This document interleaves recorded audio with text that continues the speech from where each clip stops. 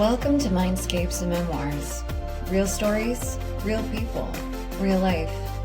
Dive into conversations that heal, inspire, and help us grow.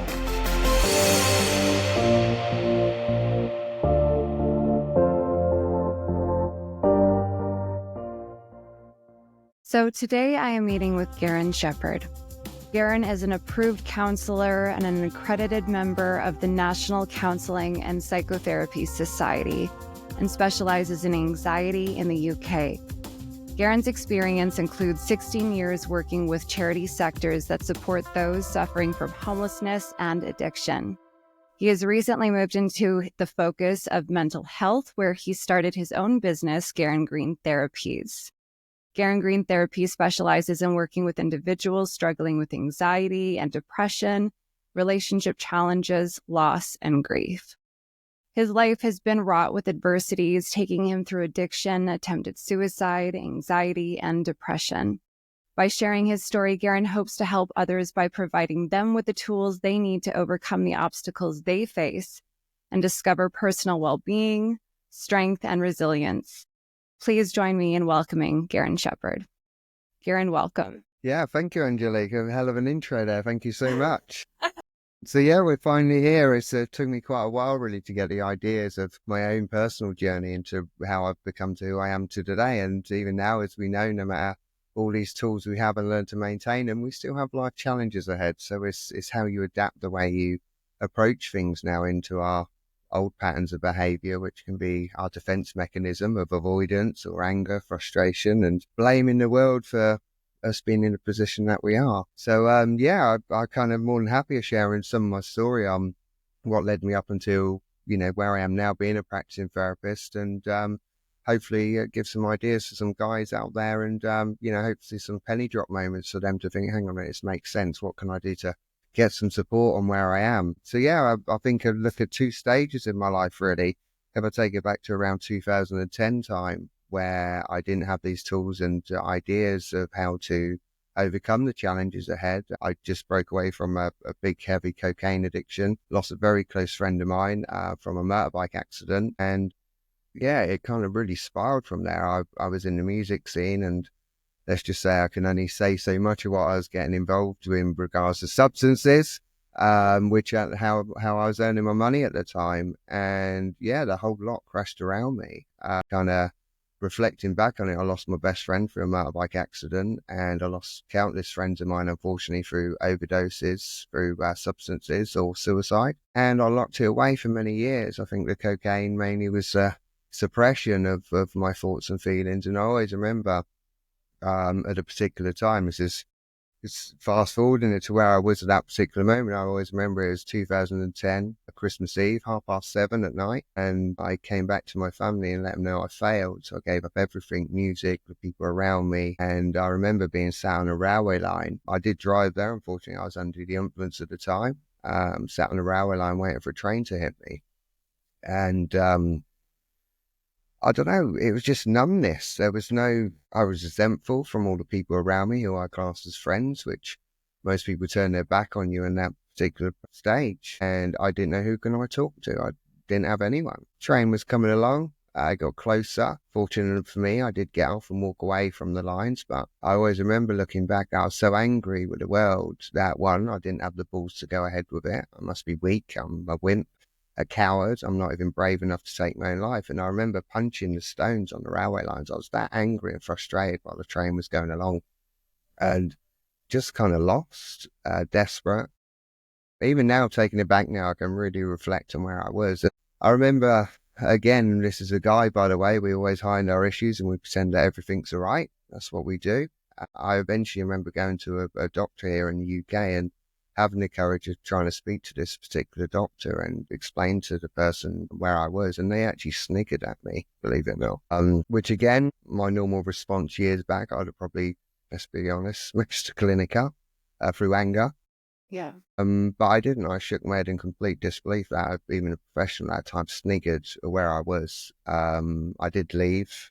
I did speak to another doctor who did put me on antidepressants, but for me at that particular time didn't quite work.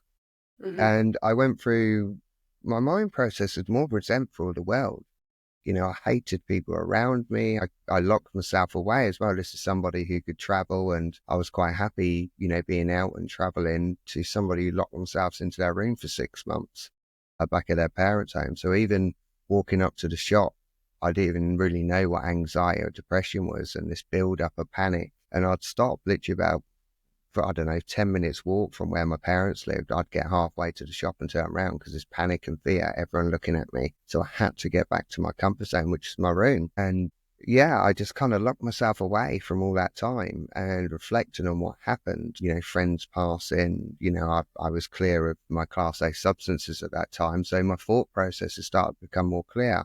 I'm quite spiritual. I was having a look at Reiki, psychic development groups, self-help and development groups as well. And I thought, right, I've kind of got my addiction maintained at the moment. There was no cravings or anything like that. And I decided to start volunteering to help people with substances, which was quite a journey. I did want to save the world. I had my head focused, well, if I can get through it, everyone can. So I was so blind at that time. But I had really good support through that. And I always remember, this is possibly a guy thing here, and I've worked with many guys in therapy over the years. I always remember when I had my very first therapy session, I think I was 30, 31, and I pulled over countless times having a panic attack. I didn't even know what they were. Breathing, I thought, God, I'm going to have a heart attack. Overanalyzing, thinking worst case scenario. What's this person going to say to me? They're going to laugh. I'm going to be judgmental, and a complete fear of a guy letting somebody know what you've done in a desperate time. Eventually I got there. And this, I think a lot of guys can probably relate to this. I remember walking in and there was a young female therapist, a bit younger than me. And mind you, I was in my early 30s, still probably had my head on that. I knew everything. And I looked at this female therapist, and I always remember, excuse the French, I was like, what the fuck are you going to teach me? Guarded instantly because she was a female. Mm-hmm. Kid you not, I always remember I had all this stuff stored for years, all this hurt, guilt, pain, loss. Within about half an hour, I blurred as much as I could out to this person. And even to this day, I can't remember her name. It's really frustrating. And I only had 6 sessions at the time, CBT therapy. And there was something that's really, she got me to learn about my thoughts, how I felt as myself. And a very interesting thing I always remember, and this works to this day, this is just an idea, these are not facts, by the way. And I remember her saying to me at one point, saying, well, how tidy is your room? Because she knew I locked myself away in my room. And it was messy. I had cables everywhere, my vinyl everywhere. It was such a mess, my room. And she said, have you thought about tidying your room? Instantly, my defense mechanism was, God, what am I, 16? You're teaching me to tidy my bedroom. Yes. And I'm not going to lie, I left the session pissed off. I thought, well, what have I learned from this? Tidy my fucking bedroom, at the age of what I am. Me. That's right. Yeah, I know and you know what, the really interesting thing, what I loved about it, she planted hell of a seed for me at that time, and I didn't see it.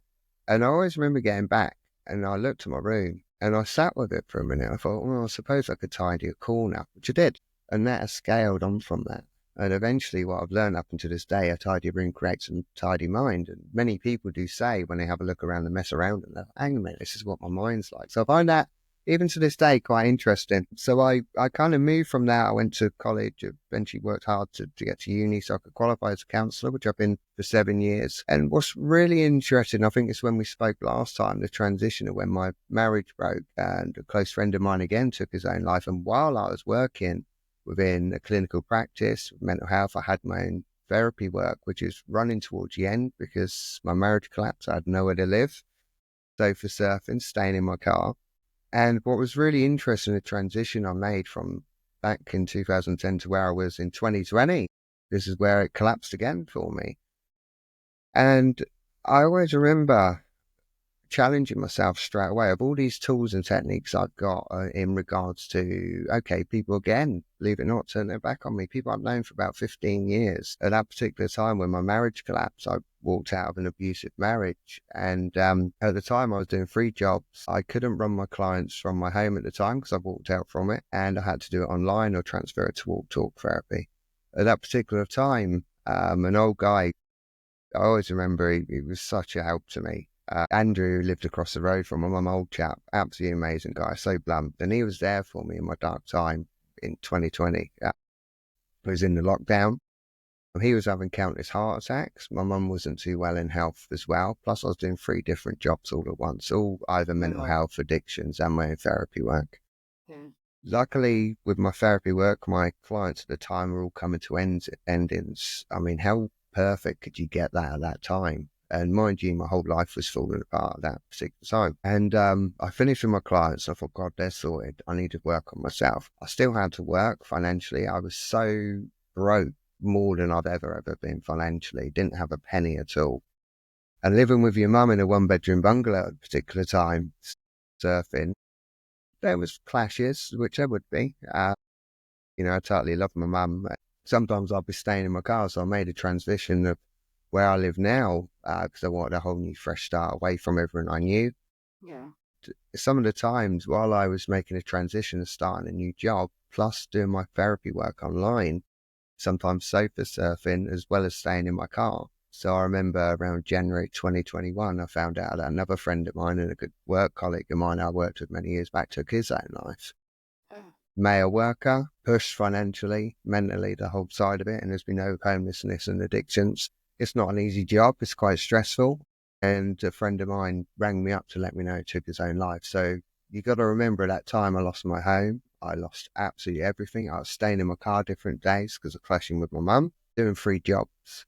And then on top of it, I had a friend of mine take his own life, all within that time. And I remember it was all frosty. It was horrible. And I always remember around the sort of Christmassy time that it was, I remember walking past all these amazing homes and seeing all these families together and just catching them out the corner of my eye while I was out in this village, Longcrendon, funny enough, it's called here in the UK.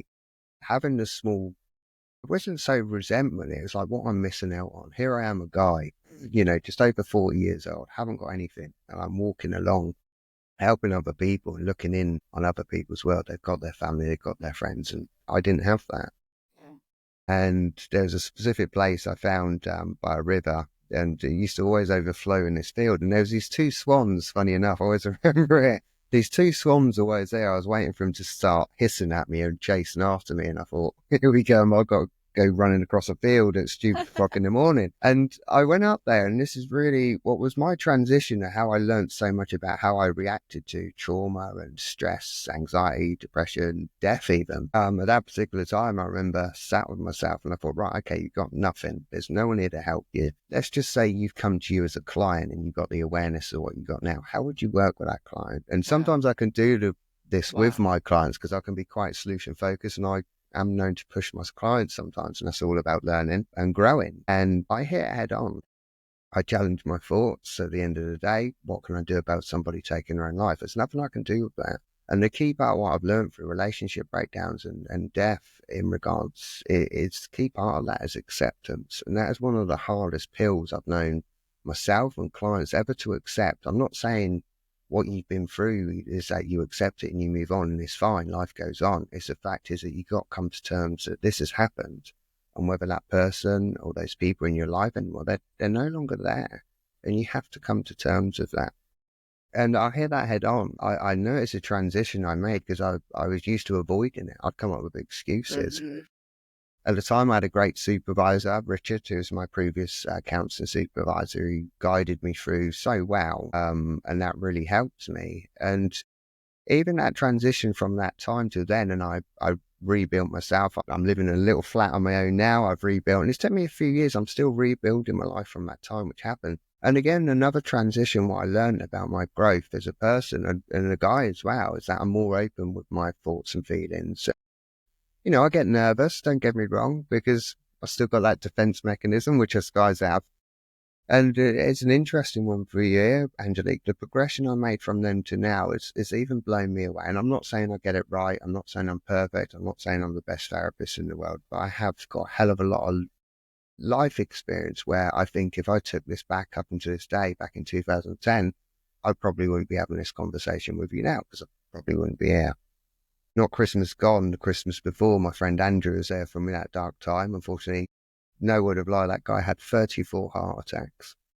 Wow. Even throughout the duration of me going through my hard time and chatting to him about my stuff, he passed away in November. I was working with a lot of clients with loss and grief.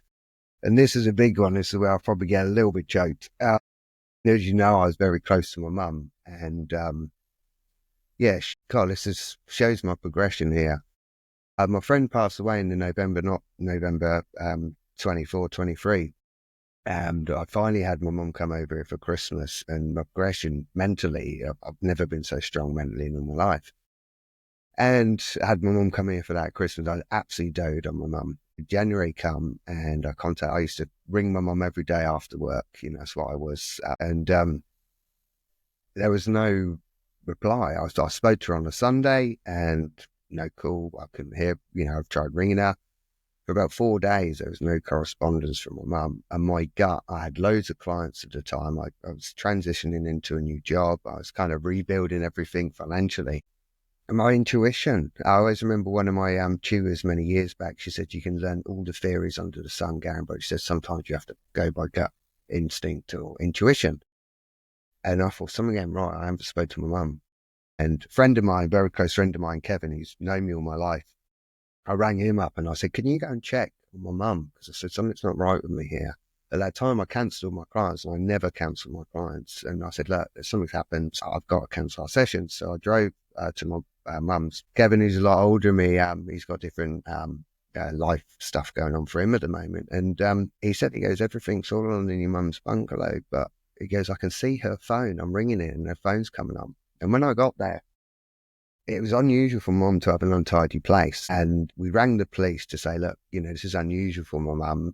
She was seeing a guy. And I thought, has she just done the off? There's all sorts of thoughts going through in your mind at that time. And I got around the back, climbed over the fence because my friend couldn't do that. And I was trying to get in through the window. I thought, I've got to break the window open. We was on the phone to the police at the time because I didn't want the neighbours to think I was breaking in. And the horriblest thing at that time was a friend of mine, Kevin, brought his tools around. I said, you know what, I've got to get in. I can't wait for the police. Something ain't right. And even to this day, I'm fine with it. I've accepted it. And I remember standing on a chair when my mum used to sit out the back and have a cigarette. And I stood on top of there. And then all of a sudden, when I stood up, I saw her leg. And I broke through the window. I split my hand open. The weird thing is it looked like a murder scene because where I cut on my hand, it splattered up against the wall. And what was my big transition of me learning about loss and grief at that time, which is a huge opportunity for me to help others in these scenarios, is the famous therapist Elizabeth Kubler-Ross, 5 Stages of Grief. At that particular time, I knew my mum was dead. She was there laying on the floor dead, and I was absolutely heartbroken. And at that time, I was sat there going through the stages of grief in my mind of Elizabeth Kubler-Ross's 5 Stages of Grief. And I sat with my mum in my arms, bargaining with her, saying, you promised me that you was going to move to where I was, you was going to be around forever. And at that time, even though I was hurting, I was accepting she was dead in that moment. And that's where the magic can happen, so to speak, is that here and now moment and accepting where you are. And I was bargaining, part of the stages of grief, bargaining with my mum, but full well accepting she's gone. That for me was such a transition of how we can mentally deal with things. And as I'm sure you know yourself from reading your book, what we tend to do when we start to have this awareness is that we can react and respond in a specific way. And then the next day we reflect on how we dealt with that. And what I say to people that, like I said, the transition for me of understanding how we get through things is just shifting that thought process a little bit earlier on so you catch it a bit more earlier. Instead of reacting in the way you do and responding the way you do, then regret the day after and reflect on it and then how can I make this change? Is if you shift that forward in that here and now moment, you'll be so surprised how you can achieve things. At that particular time, I took 6 days off bereavement leave through my job at the time. And again, with me not financially being great, I found out that my mum prepped nothing for a funeral and anything. Instantly, I was aware of the stages of grief. Anger kicked in. I was frustrated. I was annoyed because I wasn't financially great myself. And I thought, where am I going to get this money from? Provide for my mum's funeral. I had the funeral directors contacted me. And when you're in that position, you can't even afford to get your mum buried at that time because you got no money. And for all known, they're obviously deteriorating. So I didn't want to go and see my mum anyway. I spoke to my sister. We lost contact, unfortunately, over the years because my stepdad died of motor neuron disease before then. So there was a big family fallout. But it just shows how much somebody can go through. And I'm not saying my life's perfect, and I'm not saying that everything's plain sailing for me, even to this day. But at that time, I was going through that 6 days. I managed to deal with my mum's funeral arrangements, all her bills, the whole lot. And my sister worked with me to get all of her stuff packed up and sorted. I'd done all that within a week. When I went back to my full-time job, everyone kind of looked to me as if to say, well, are you okay? Have you sorted this out? Have you done this? I'd done all that within those 6 days of me grieving. And at that time as well, I was writing notes in regards to how I responded. And I actually done a recording at the time about the 5 stages of grief. That morning, my mum, when I got back from my mum's in the early hours, I actually recorded about the stages of grief in that moment. So I was truly being authentic and real. And that's a huge transition for me, even to the point I was working with particular clients who were going through grief, relationship breakdowns, some accepting cancer diagnosis at that time. And my supervisor, Sarah, who I work with now, I see her once a month for my supervision with my therapy work. It was totally blown away how I managed to cope with this and how I maintained that. And don't get me wrong, I have wobbles after the odd moments. It wasn't so long back, I was driving home and my mum was a big fan of the movie Ghost. I always remember watching it with her as a kid, always in tears she was. Yeah, an orchestral version of Unchained Melody come on. I was on the way to work at the time. Do you know what? There they come. Yes. All the tears. And I sat in the car park and I looked up and said, why do it to me now? I've got such a busy, schedule ahead of me. So I did. I managed to, from 2010, if we have a look at kind of the journey of where I was, I went from somebody who went hateful and resentful to the world who wanted to take his own life, to somebody who's managed to work through that and use my true experience to help other people, and especially males. Even my counselling practice now, when I first qualified 7 years back, it was probably 95% females. Now I have a look, I've got 15 clients under my client load. Oh, they are all males currently.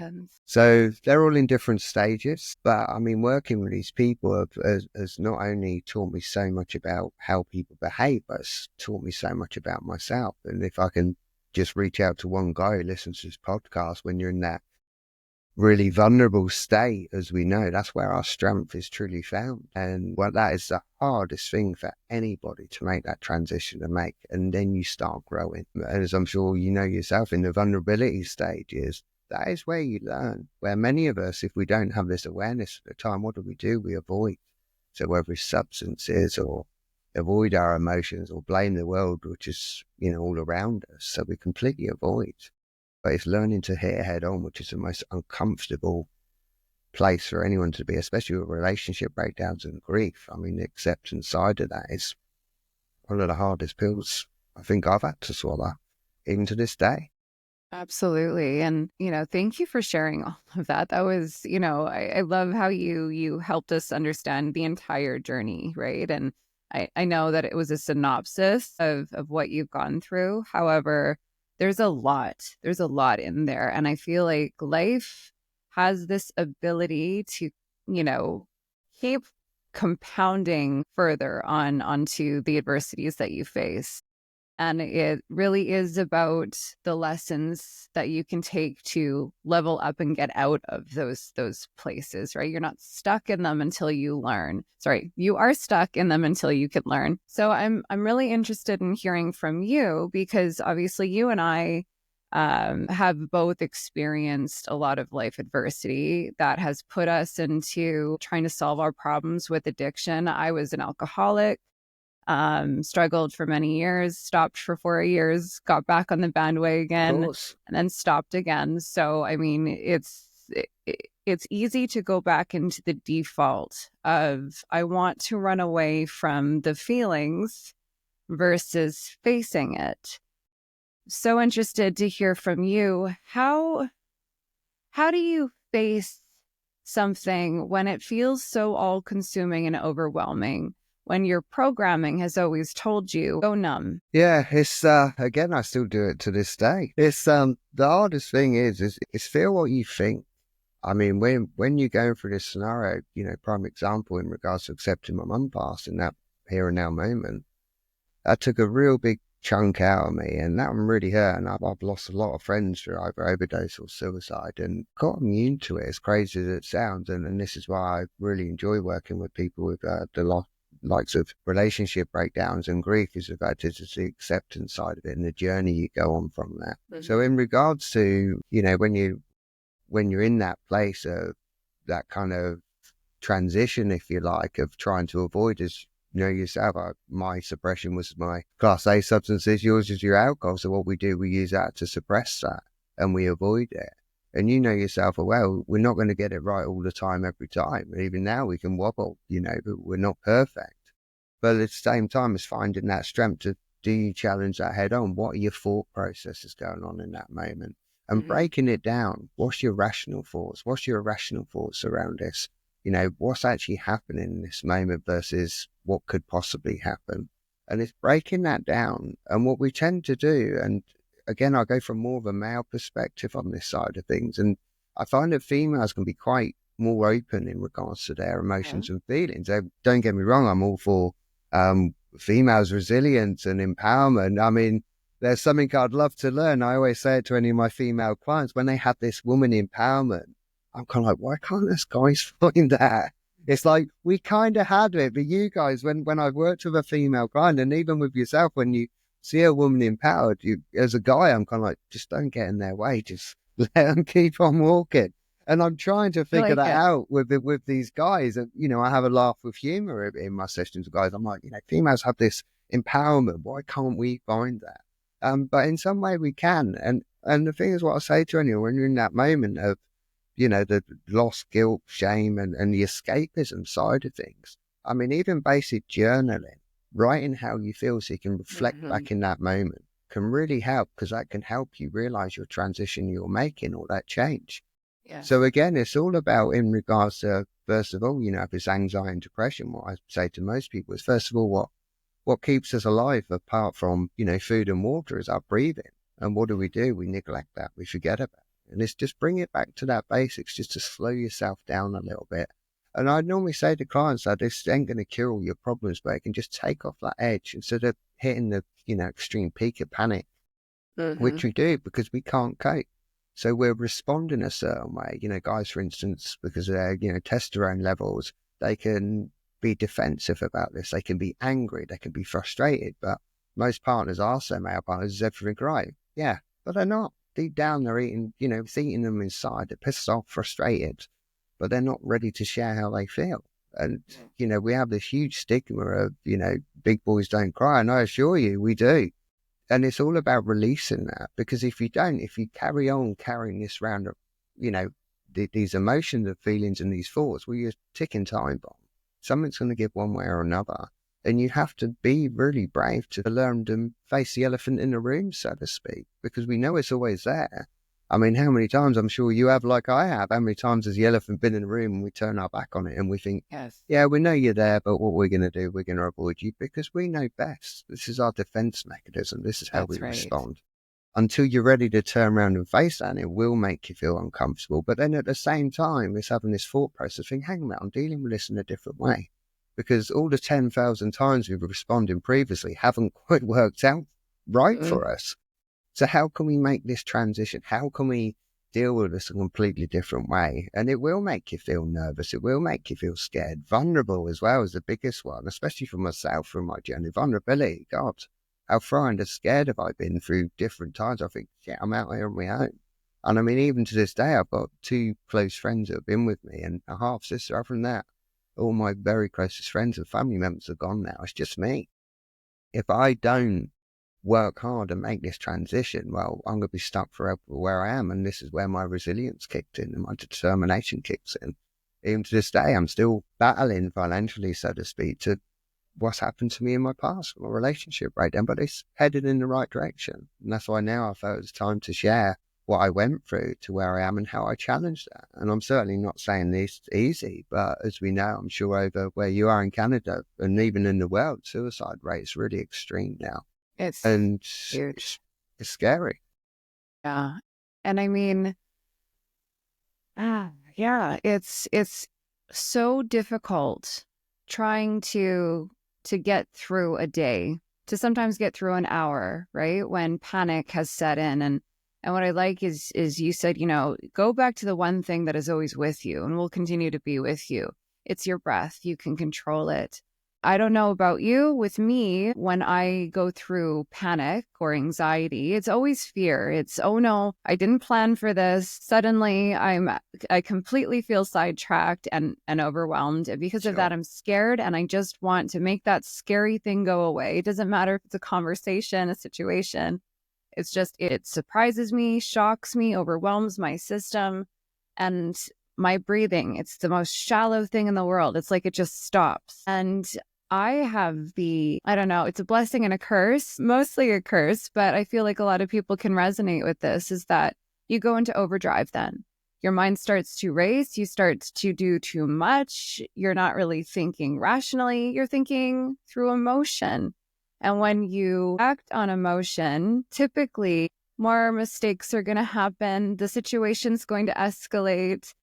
It's not actually going to work out for your best. It's from what you're saying, I think that it's a huge practice, is just pause, Oh, breathe, 100%. write it down, get it out of this and on to something that you can look at and see that it's not as big. And there's probably, we can't, I heard Mel Robbins talk about this the other day, and I thought, that's stellar, is that we are going to experience emotion like that. And we can't help the emotion. The emotion, everything's going to fire in our bodies. We're going to feel it, but it's only going to last for 10 seconds if we just allow it, right? I know. Yeah. Instead of holding on to it, gripping it and being like, what do I do with you?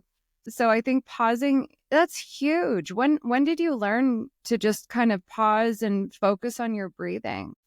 I think, to be honest, what I've learned, as we know, the mind's an amazing and difficult thing at times in regards to how we respond to trauma or fear or any of that side. Our normal defense mechanism, if we look at this, is fight. Stand our ground, be defensive. And that's how we automatically respond. That's our kind of, if you think of it this way, we have something happen to us, our red light comes on. So what do? We want to fight. We want to stand our ground. We want to respond. But the thing is, just taking that edge off, is like what you said earlier, is stop. Just stopping in that moment, acknowledging how you feel, is one of the hardest things to do. Because like you said earlier, when we create that panic, what do? We feed straight into that. The anxiety builds. And then we start thinking worst case scenario. That is our automatic response. That's how we react to something which is pulling us out of our comfort zone. When we get dragged out of our comfort zone, the harsh realities are, that is truly where we learn. And your comfort zone, as we know, with anxiety and depression, many of us, like I did years back, was my room, was my comfort zone. I had to get back there. As soon as I closed that bedroom door, there goes the anxiety, panicking, because the world couldn't see me. You felt safe. Yeah, 100%. And what I've learned through that is, when you get dragged out of that comfort zone and the learning zone, which many of us are scared of and frightened, it's all new to us because we're not used to responding in that way. Mhm. And then that is when we learn. That's when we sit with how we think. So, for example, we got a particular scenario which is happening. So the fact is, right, okay, first of all, where are we now? It's bringing us back into that here and now moment, because 9 times out of 10, we respond in the opposite way that we normally do, the defense mechanism, the worst case scenario, because we don't know how to cope with it. So that is our normal response. So we go down that route. How many times, I know I've done this and I say this to my clients, how many times have you beaten yourself up about a particular scenario and sat up all night worrying about it to the point you feel sick? Yeah. And then you're worn out, and then you reflect on that. And then let's just say this scenario happens and then your worst case scenario didn't necessarily come true. But 9 times out of 10 of this, our thought process of when we're thinking worst case scenario isn't necessarily true. It's what we think's going to happen. And sometimes I wish I did have a crystal ball to look into the future and find these answers sometimes. But 9 times out of 10, that's what we do. And then what we do then afterwards, and I think it's just, guys can do this a hell of a lot, is that, when I speak to guys about this, how many times have you thought that way? But then the next day you beat yourself up even more. You're not good enough. Why did I think this way? Well, why couldn't, it's something so small. Why did I make such a big thing of it? It's because you care that much, because you want to succeed Yes. and you want to get through it. Yes. And that is really hard. To make that transition, as I'm sure you know yourself, is all trial and error. It's learning to just shift that transition. If you can just shift it into that here and now moment and, sit with those feelings in that here and now moment, then you respond in that time. Mm-hmm. That's when that transition can happen. Otherwise, you're going to keep responding the way you do. The next day, you're going to be overexhausted, and then you reflect on, why did I think that stupid way? And why did I beat myself up even more? But now look at where I am now. I'm a mess. What's Yes. the point of me even being here? Right? It's What's my thrashing purpose? around. It really is. It's like being in water and not being able to swim and just thrashing. And I love, there's a saying that I stumbled upon, and it was saying, stop treating today's situation like a situation that you experienced before. It might look very similar.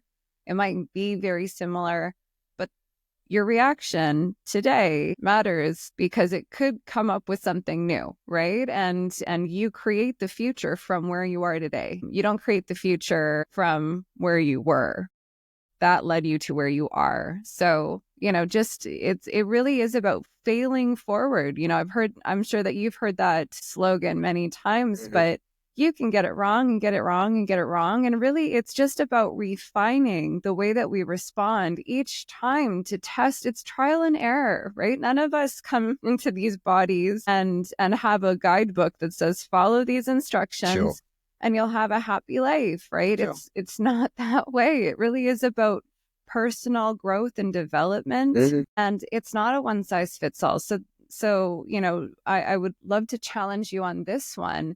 You work with men, and every single instance of a human being coming and sitting in front of you and saying, I am struggling with anxiety, depression, loss, whatever that is, relationship issues, I'm struggling with them. How do you figure out where this person's focus should be when it comes to figuring out their situation and getting through it? Because it's not a one size fits all. I'm sure that that's very difficult. The thing is, again, what I've learned through my therapy training is the fact is you can learn all the theories under the sun. You've got to remember these are theories, they're ideas, they're not facts. And it's like you said, one size doesn't fit all. And again, can look again, using a lot of males on this in regards to how us males deals with things. Prime example, a particular client who I've worked with recently in regards to carries a lot of anger around. And what we tend to do is we don't know how to respond and how to use our feelings towards this or express them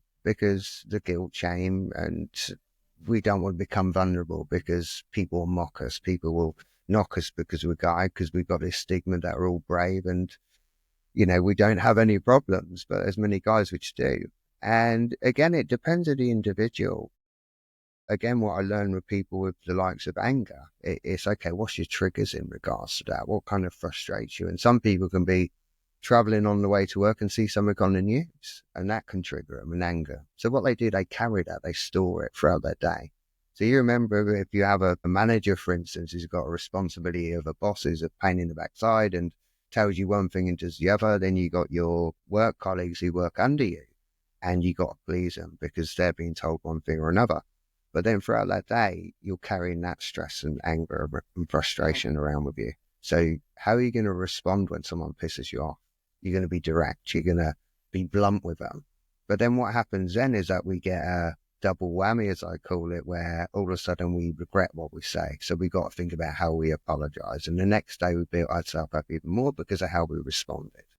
And it's learning to stop within that moment and think before you respond, which is really hard to do, and bringing it more forward into that moment. And it's what I always say to people, the magic happens is when you're in that here and now moment. That is when if you can, push yourself to have that control, to make that transition within that moment. That's how you respond.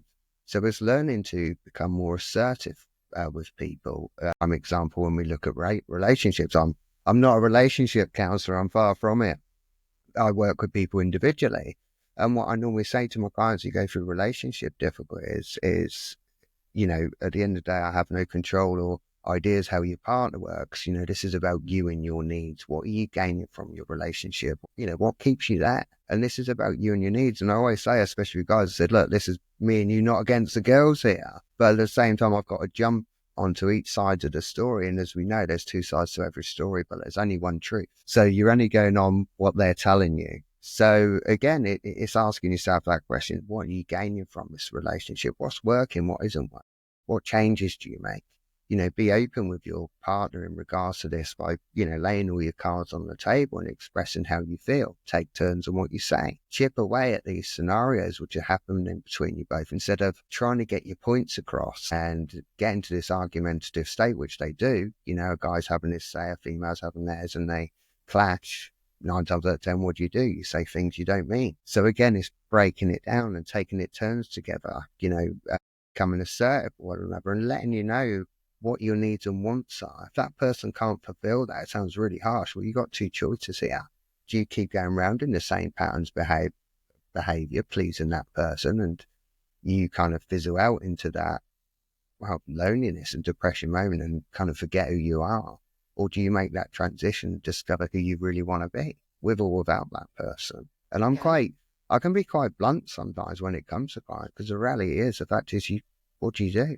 Do you just work around this other person's needs and wants, which makes you very unhappy? Or do you work with them through it if they're prepared to or not? The harsh realities are, we don't know what's going to happen in the future with that. It's going to go two ways. They're either going to work with you or you're not, but you've got to make that conscious choice, what you want to change. Yes. And the issue too is that if you continue to live in an unhappy, fearful lifestyle where you're holding back, you're pushing everything down. It's like a vacuum cleaner. I always say It's like a vacuum cleaner. You're vacuuming the house. That bag is getting full. You are stuffing that bag full of metaphorical emotions. Of course. And if that bag gets full, it can't bring anything more in. Otherwise, it's going to tear at the seams. It's not going to work. And I feel like, men are the best example, I think. I think to your point, women are good about just being open about our feelings. We've been taught that is the way that we have to be, because we are a little bit more emotional outwardly. Whereas I think men have been conditioned for generations upon generations to hold it together, right? Be strong, be a force, be controlled, and be able to manage life and the situations, because you are being depended on by the people who need you the most.